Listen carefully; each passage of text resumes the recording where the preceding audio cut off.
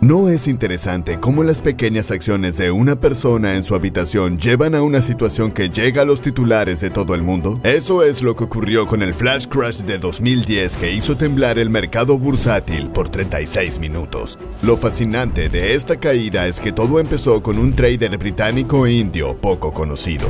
We're down over 16%. Dow at the same time has fallen about 18%. The stock market is now down 21%.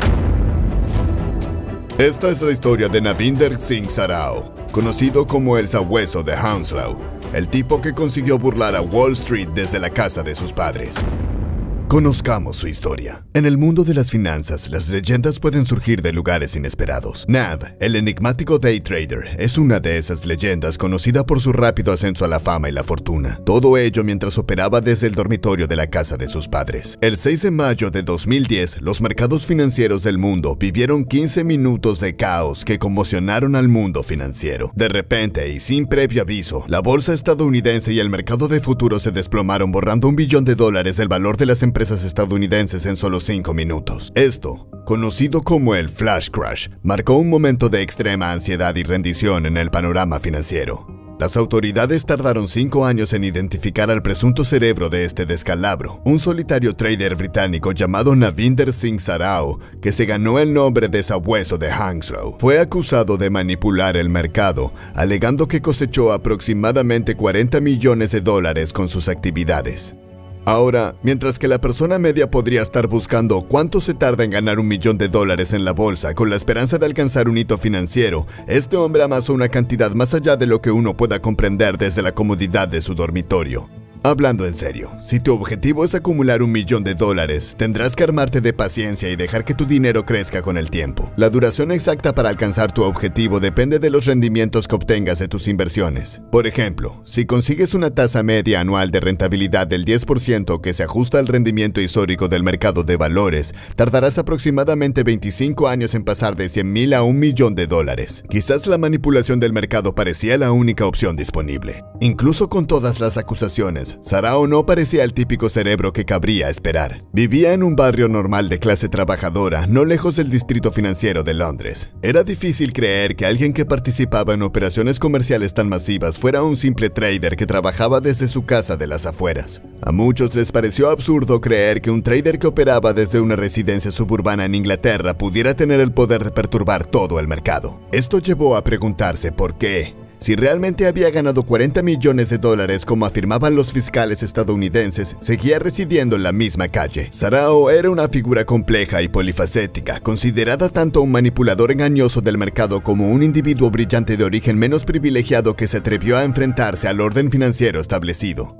Antes de la entrada de Nav en el mundo financiero, su familia había escapado de la pobreza en la India con la esperanza de una vida mejor en Londres, Reino Unido. Sin embargo, emigrar a una nación occidental no garantizaba oportunidades instantáneas. Su viaje empezó con dificultades, pero Nav estaba destinado a un futuro más prometedor. Navinder Singh Sarao era un tipo normal, procedente de un barrio obrero situado bajo la ruta de vuelo de Heathrow. Era conocido por su agudo ingenio y sus ocasionales ataques de mal genio. Sarao tenía un don para las matemáticas y el pensamiento rápido, lo que lo motivó a seguir una carrera en el comercio. Pero muchos creen que la incursión de Nav en el mundo del trading fue accidental. Mientras cursaba estudios de informática y matemáticas en la universidad, se enteró de que un compañero de piso había descubierto un método para ganar dinero extra negociando acciones tecnológicas con su préstamo de estudios. Intrigado por las ganancias financieras, Nav emprendió un camino de autoaprendizaje, absorbiendo con avidez conocimientos sobre los entresijos del trading. Tras su paso por la universidad, respondió a un anuncio de trabajo en el Evening Standard que buscaba operadores de futuros capaces de manejar situaciones de gran presión.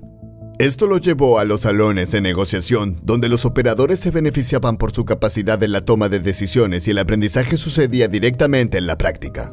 Sarao consiguió un puesto en Footex, una discreta empresa situada encima de un supermercado, un mundo aparte de los bulliciosos rascacielos que suelen definir el sector financiero. Con una formación en juegos de ordenador, aportó fácilmente un conjunto único de habilidades al parqué. Su capacidad para mantener la concentración y sumergirse en las tareas durante largos periodos de tiempo le convirtió en una persona única. Con el paso del tiempo, se distanció deliberadamente de sus colegas, creando un espacio de trabajo solitario provisto de protectores auditivos para protegerse de las distracciones. Este aislamiento autoimpuesto sirvió para aumentar su concentración y su habilidad para el trading, lo que le granjeó una reputación de figura enigmática y casi divina entre sus colegas. Su enfoque poco convencional y su asombrosa habilidad para navegar por los mercados contribuyeron a la mística que rodeaba a Sarao. Navinder Singh Sarao se convirtió en una figura enigmática entre sus colegas por los enormes beneficios que obtenía y la magnitud de sus actividades. Su principal objetivo era operar con el E-mini, que seguía de cerca al S&P 500 y servía como indicador clave de la evolución de los mercados bursátiles de Estados Unidos. Utilizando su agudo análisis del mercado y su habilidad aparentemente sobrenatural para predecir las fluctuaciones del mercado, evaluó la dirección probable del mercado, calculando si subiría o bajaría mediante el escrutinio de flujo de órdenes que entraban y salían del mercado. Sarao abandonó Futex en 2008, un periodo marcado por la crisis financiera mundial, Gran Recesión, durante la cual instituciones financieras muy famosas y prominentes, entre ellas Lehman Brothers, se enfrentaban al colapso. En esa coyuntura, ya había amasado aproximadamente $2 millones y reconoció una oportunidad en medio del caos del mercado. Ejecutó una operación que cambió su carrera, apostando por la intervención del gobierno para rescatar a los bancos en apuros, una jugada que a la postre resultó impecablemente oportuna. Con la intervención del gobierno, que hizo subir los precios, la riqueza de Sarao aumentó de 2 a 15 millones de dólares. Incluso con este nuevo éxito, decidió deliberadamente no derrochar el dinero ni revelar su riqueza a amigos y familiares para no parecer un fanfarrón. La frustración de Sarao surgió con la aparición en el mercado de los operadores de alta frecuencia, HFT. La negociación de alta frecuencia implica el uso de algoritmos informáticos diseñados para replicar la toma de decisiones humana y permite negociar extremadamente rápido y capitalizar pequeñas disparidades de precios. La preocupación de Sarao no era la equidad del mercado, sino el impedimento que estos robots HFT suponían para su capacidad de ganar dinero. En 2009 y 2010, Sarao tomó la decisión más importante de su vida, crear su propio robot de negociación desde su dormitorio como contramedida contra las empresas de alta frecuencia. Su objetivo era influir en el mercado y tras superar algunos obstáculos iniciales, su robot empezó a funcionar muy bien. Consiguió influir sistemáticamente en el segundo mayor mercado de futuros del mundo, lo que le reportó grandes beneficios. En la semana previa al flash crash, ganó $400,000 un día y $800,000 al siguiente. Todo mientras vivía en Hounslow, donde la casa de sus padres estaba valorada en $300,000. El flash crash, que se produjo el 6 de mayo de 2010, se caracterizó por las intensas e impredecibles oscilaciones del mercado. Los bancos centrales y las instituciones financieras parecían haber perdido el control, lo que no hizo sino aumentar la agitación en los mercados financieros. Existe un índice único en el mundo financiero conocido como el índice del miedo, que básicamente controla la volatilidad del mercado. Aquella mañana había subido un 30%. Aquí es donde Navinder entra en escena. Decidió utilizar sus algoritmos informáticos para introducir un alivión de órdenes de venta en un mercado ya de por sí tumultuoso y muy volátil. Para Nav, era como si un surfista de olas grandes evaluara el oleaje del océano y se encontrara frente a olas enormes. Era como un sueño hecho realidad, una rara oportunidad que solo se presenta una vez cada luna azul. Precisamente a las 9:30 de la mañana encendió su ordenador e inició una avalancha de órdenes de venta, todas ellas impulsadas por su algoritmo. Al caer la tarde, estaba colocando órdenes por valor de unos enormes $200 millones y estaba experimentando un gran éxito a medida que el mercado respondía a sus movimientos. Era el momento decisivo en su trayectoria bursátil, pero precisamente a las 13:40, por razones que no están del todo claras, quizá una llamada de su madre para cenar, ya que eran las 7 en Londres, Nav tomó la decisión de apagar su ordenador. Debió pensar que había sido un día fantástico de trabajo, ganando la friolera de $950,000. Con sus acciones terminadas por hoy, no era consciente de lo que estaba por ocurrir. Un minuto después de que el ordenador de Nav se desconectara, el mercado inició una espiral bajista a un ritmo y con una intensidad sin precedentes. Los operadores no daban crédito a lo que veían. Presenciaban lo que más tarde describirían como el día más desconcertante de sus carreras. Nav, en ese momento, era un mero espectador mientras el mercado se desplomaba dramáticamente, dando lugar al infame acontecimiento conocido como el flash crash. Este crash consiguió eliminar muchos billones de dólares del valor de las empresas estadounidenses en apenas 5 minutos. Fue un momento de la historia financiera marcado por la agitación y el asombro extremos. Esta caída sin precedentes, la mayor caída repentina jamás registrada, fue seguida de un rápido repunte de los mercados. En respuesta a este sorprendente acontecimiento, las autoridades convocaron reuniones con ejecutivos de la Bolsa de Nueva York y del Nasdaq durante la semana. Su objetivo era investigar si la disparidad de normas entre las distintas bolsas había contribuido al rápido y caótico descenso del mercado aquel fatídico jueves. En los próximos meses, se llevará a cabo un examen exhaustivo y minucioso para develar los intrincados detalles de lo que ocurrió aquel día en particular.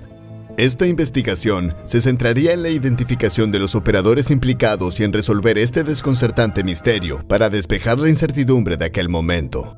El objetivo era llegar al fondo de lo ocurrido durante un periodo marcado por unas turbulencias del mercado fuera de lo común. Unos meses más tarde, los reguladores estadounidenses publicaron un extenso informe. Sorprendentemente, este informe de 100 páginas no mencionaba la manipulación y desde luego no aludía a un operador que operaba desde su dormitorio en Hounslow. En cuanto a Navinder, permaneció completamente ajeno a estas investigaciones y su éxito comercial siguió creciendo.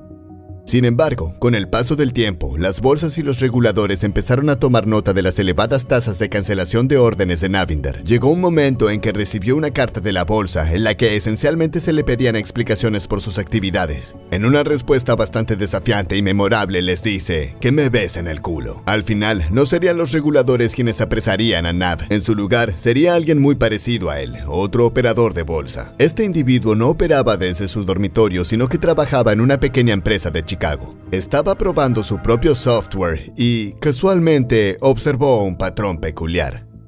El día del flash crash, observó una serie de bloques de órdenes inusuales que entraban y salían del mercado, lo que llamó su atención, y dio el pitido. Entonces dio un paso al frente e informó de la inusual actividad. Esto llegó a la Comisión de Comercio de Futuros de Materias Primas, o CFTC. Vale la pena decir que la CFTC había funcionado principalmente como regulador de los mercados agrícolas durante muchos años.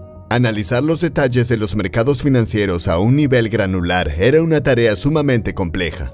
En aquel momento, solo unos pocos en la CFTC poseían los conocimientos necesarios para una investigación de este tipo. Una de ellas era Jessica Harris, con los conocimientos y habilidades necesarios para resolver este intrincado rompecabezas financiero. El análisis de los datos de las actividades de negociación de Nav reveló un patrón en el que agrupaba órdenes y las modificaba múltiples veces, a veces incluso cientos o miles, antes de cancelarlas finalmente sin ejecutar ninguna operación. Los fiscales alegan que Navinder Sarao realizaba prácticas de negociación ilegales en una estrategia conocida como spoofing y layering. En estas prácticas, los operadores inundan intencionadamente el mercado con órdenes sobre un valor concreto, con la intención de cancelarlas posteriormente. Esta táctica influye artificialmente en el precio del valor, haciéndolo subir o bajar y se considera ilegal en los mercados financieros. Al cabo de aproximadamente un año, la CFTC empieza a confiar en que ha identificado ejemplos de auténtica manipulación, en particular de manipulación a gran escala. Llevan las cosas al siguiente nivel involucrando al Departamento de Justicia. Es un gran paso, porque el Departamento de Justicia tiene autoridad para presentar cargos penales, emitir citaciones y potencialmente llevar a los individuos a la cárcel por sus acciones. En febrero de 2015, un juez firma una orden de detención contra Nav. En ese momento, el destino de Nav está sellado, aunque él sigue sin ser consciente de ello. La mañana de la detención, se reúne un equipo formado por media docena de policías, 2 fiscales del Departamento de Justicia de Estados Unidos y 2 agentes del FBI. Se reúnen en un McDonald's muy conocido por Nav, situado a 1,5 kilómetros de su casa. Se reúnen allí para planear la detención del hombre al que consideran un cerebro criminal. Cuando empieza a salir el sol, recorren en silencio las calles de Hounslow y llegan a la residencia de Navinder. Arriba, en su cama, Navinder permanece dormido, ajeno a la inminente detención. En cuanto llaman a la puerta, el padre de Nav responde y le llama subiendo y bajando las escaleras. Nav baja vestido con un pantalón común y una camiseta, el pelo revuelto y completamente confuso. Mientras lo sacan esposado de la casa, se dirige a uno de los agentes y le pregunta: ¿puedo subir un momento, hermano? Hay un partido de fútbol en la tele que quiero grabar. El agente responde: no creo que tengas oportunidad de verlo en mucho tiempo, hijo. De hecho, resultó que no volvería a pisar la casa hasta dentro de 4 meses. Este giro de los acontecimientos fue bastante difícil de comprender para la gente de este barrio. Es una auténtica comunidad de clase trabajadora y la detención de Nab fue un acontecimiento grandioso e inesperado. Mucha gente de los mercados financieros, especialmente los que como Nab operaban al margen como operadores del día, le tenían en gran estima. Se le consideraba un modelo a seguir que había construido una gran fortuna y había ideado un medio para desafiar a un sistema en el que las empresas con mayor respaldo y mejor conectadas solían reinar. Para la gente de circunstancias similares, parecía casi imposible lograr rentabilidad en este panorama competitivo, así que Nab se convirtió en una especie de ídolo. El operador británico acusado de participar en la caída repentina de mayo de 2010 se encontró entre rejas de la noche a la mañana. El sistema judicial presentó un pesado aluvión de cargos contra él, un total de 22 cargos penales que podrían dar lugar a una sentencia acumulada de 380 años de prisión. En respuesta, el juez evaluó sus considerables ganancias y fijó la fianza en 5 millones de libras. Para Nab, cuyo patrimonio ascendía a decenas de millones de libras, cumplir este requisito de fianza debería ser un asunto relativamente sencillo. No está del todo claro cuánto dinero ganó, pero teniendo en cuenta su reputación de hábil comerciante, es razonable suponer que podría disponer de una suma importante. Sin embargo, el misterio surge del hecho de que a pesar de habérsele concedido la libertad bajo fianza, no ha podido depositar los 7,5 millones de dólares requeridos. Por ello, permanece en prisión preventiva. Cuando el equipo jurídico de Nab se contacta con los asesores de inversiones que han gestionado sus fondos, se encuentran con un hecho preocupante. Estos asesores empiezan a evitar sus llamadas. Con el tiempo, se hace cada vez más evidente que el dinero que Nab había ahorrado y los beneficios que había acumulado a lo largo de su exitosa carrera pueden no estar seguros como creía. Se da cuenta de que su situación financiera es mucho más precaria de lo que pensaba en un principio. Parece que Nab pudo haber sido víctima de una estafa que le ha costado potencialmente 50 millones de dólares. Es una historia que parece casi demasiado asombrosa para ser cierta. Al parecer, confió su dinero a entidades que prometían rendimientos atractivos y algunas incluso afirmaban ofrecer inversiones sin riesgo. Parecía bastante dispuesto a depositar sus fondos allí, lo que lo llevó a la preocupante situación en la que se encuentra. Como ya hemos dicho, Nab es una figura compleja. Por un lado, brillante operador y por otro, una persona un tanto ingenua sin experiencia previa de trabajo en un banco o en un entorno comercial. Por desgracia, parece haber sido engañado por ciertas personas. La mayor parte de sus fondos fueron confiados a un empresario llamado Jesús, que finalmente admitió haberlo perdido todo y se comprometió a devolver el dinero a Nab cuando fuera posible. En un giro de los acontecimientos, el juez decidió reducir su fianza y sus padres tuvieron que poner su casa como garantía para asegurar su liberación. El operador británico acusado de estar implicado en el flash crash de 2010 quedó en libertad bajo la fianza de 7,5 millones de dólares. El juez determinó que debía ser extraditado a Estados Unidos para ser juzgado. Tras su liberación, el abogado de Navinder, que había trabajado anteriormente en el Departamento de Justicia, viajó a Washington e intentó negociar un acuerdo. Propuso que, aunque podían ir a juicio, existía el riesgo de perder dada la vulnerabilidad de Navinder. Preocupaba que el jurado pudiera simpatizar con él, así que la sugerencia fue llegar a un acuerdo. Al final, la transformación de Nab de alguien que inicialmente parecía formar parte de un banco o de una operación de negociación de alta frecuencia a un individuo que operaba solo desde su casa fue una gran evolución en su historia. Llevaba un estilo de vida frugal, lo que aumentaba la intriga de su caso.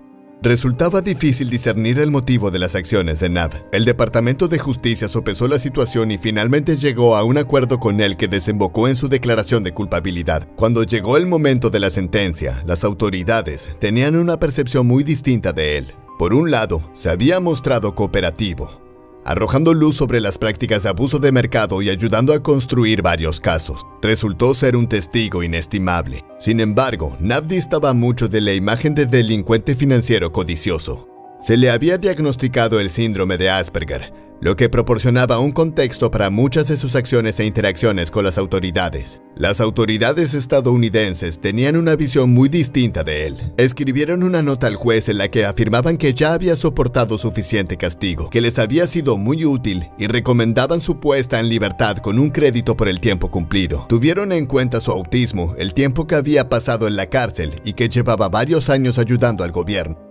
Es todo un giro de los acontecimientos que el gobierno estadounidense declare que Navinder Sarao ya había sufrido bastante y recomiende su liberación. Teniendo en cuenta el alcance de sus circunstancias, incluida la pérdida de su patrimonio, está claro que el gobierno tomó una buena decisión. Al final, el juez condenó a Nav a 1 año de arresto domiciliario, lo que crea una fascinante circularidad en su historia, ya que fue desde donde se metió por primera vez en problemas. La sincronización de Nav volvió a ser impecable. Apenas un par de meses después de su sentencia, el mundo se vio inmerso en una pandemia global y la mayoría de nosotros nos encontramos bajo diversas formas de bloqueo. El aspecto financiero del viaje de Nav se siguió de cerca. Su ascenso de operador solitario en su dormitorio al centro de una gran controversia financiera y su eventual redención fue algo extraordinario. La repercusión de sus acciones en los mercados y los subsiguientes procedimientos judiciales convirtieron su historia en una saga impresionante. Esto nos lleva a una última pregunta. ¿Son frecuentes este tipo de delitos? Potencialmente es algo bastante común. La mayoría de los países no tipifican la suplantación de identidad como delito. Solo es ilegal en Estados Unidos desde 2010, con el primer caso exitoso contra el comerciante estadounidense Michael Kochia en 2013. La práctica de la suplantación de identidad en los mercados financieros plantea importantes problemas éticos y jurídicos. Los mercados se basan en un delicado equilibrio de confianza y transparencia. Sin embargo, una práctica conocida como spoofing ha sido objeto de escrutinio por su potencial para socavar la integridad de los mercados. Se trata de crear una falsa apariencia de actividad mediante estrategias de negociación engañosas, en general en plataformas de negociación electrónica. Potencialmente, la suplantación de identidad es una práctica bastante común en los mercados, aunque su prevalencia varía según las distintas jurisdicciones. Estados Unidos dio un paso importante para abordar la suplantación de identidad en 2010, cuando se consideró oficialmente ilegal en virtud de la ley Dodd-Frank de reforma de Wall Street y protección del consumidor. Esto dio a la Comisión de Comercio de Futuros de Materias Primas la autoridad para procesar a quienes se dedican a la suplantación de identidad, marcando el camino en la lucha contra la manipulación del mercado. Muchos países, entre ellos el Reino Unido, no tipifican explícitamente la suplantación de identidad como delito. Esta divergencia tiene implicaciones para la incidencia de la suplantación de identidad en todo el mundo. Sin embargo, el caso también plantea cuestiones cruciales sobre la delgada línea que separa la manipulación legal e ilegal del mercado. Los operadores tienen la misión de aprovechar las ineficiencias del mercado y así es como se ganan la vida. Las estrategias comerciales legítimas pueden consistir en aprovechar las discrepancias de precios y las oportunidades de arbitraje, por lo que resulta difícil diferenciar entre las actividades legítimas y la suplantación engañosa. Además, la negociación algorítmica forma parte integrante de los mercados financieros modernos y no es intrínsecamente ilegal. Esta negociación implica el uso de programas informáticos para ejecutar un gran volumen de operaciones a velocidades que superan las capacidades humanas. Cada vez es más frecuente debido a su eficacia y a la capacidad de ejecutar estrategias complejas en milisegundos. Puede ofrecer liquidez a los mercados y mejorar la formación de precios, pero también puede utilizarse para la suplantación de identidad y otras prácticas manipuladoras, desdibujando los límites éticos de la negociación. La suplantación de identidad plantea entonces cuestiones éticas. Se espera que los participantes en el mercado actúen con integridad y transparencia para mantener la confianza en los sistemas financieros. La naturaleza engañosa del spoofing socava esta confianza al crear falsas señales de mercado, lo que puede provocar distorsiones de precios, pérdidas económicas y una erosión de la confianza del mercado. El dilema ético está en la explotación de los mecanismos del mercado, donde los operadores capitalizan sus propias órdenes falsas para beneficiarse a expensas de otros. Esta práctica socava el principio de competencia leal y abierta a los mercados financieros, esencial para su correcto funcionamiento. Para hacer frente a las complejidades éticas y jurídicas de la suplantación de identidad, las autoridades reguladoras han tomado medidas para definir y perseguir estas prácticas. El marco regulador establecido por la CFTC constituye un claro ejemplo de los esfuerzos realizados. Del mismo modo, las instituciones financieras bajo escrutinio regulador han sido multadas por su implicación en actividades de spoofing. Por ejemplo, UBS, Deutsche Bank y HSBC pagaron un total de $46.6 millones a los organismos reguladores. Estas multas tienen un efecto que refuerza el mensaje de que la suplantación de identidad es un comportamiento inaceptable en el sector financiero. Detectar y perseguir la suplantación de identidad puede resultar difícil dado el rápido ritmo de los mercados y a la complejidad de la negociación electrónica. Los operadores pueden ocultar sus verdaderas intenciones y propósitos tras actividades comerciales legítimas. Los organismos reguladores recurren a menudo a tecnología de vigilancia avanzada para controlar e identificar posibles prácticas de spoofing, pero la eficacia de estos sistemas puede ser limitada y existe un constante juego del gato y el ratón entre los reguladores y los manipuladores del mercado. Para mitigar el spoofing, los participantes en el mercado tratan de educarse sobre los riesgos de incurrir en prácticas manipuladoras. A lo largo de su carrera, Navinder Sarao consiguió acumular unos $70 millones. Podría ser tentador imaginar un giro oculto en el que Nav guardó unos cuantos millones para una futura escapada a una isla, pero si se examina con detenimiento no parece que sea así. La verdad es que Nav no tiene un céntimo. Por extraño que parezca, eso no ha cambiado mucho su vida. Sigue con su rutina diaria, paseando en bicicleta por Hounslow, jugando al fútbol con sus amigos y disfrutando de un filete de McDonald's. Es una prueba de que para Nav, el dinero nunca tuvo mucho significado y su ausencia no ha alterado drásticamente su forma de vivir. La historia de Navinder Sarao muestra la complejidad del mundo financiero y la delgada línea que separa la brillantez de la controversia. Te mantiene preguntándote sobre el paisaje en constante evolución de las finanzas modernas y los intrigantes personajes que lo gobiernan.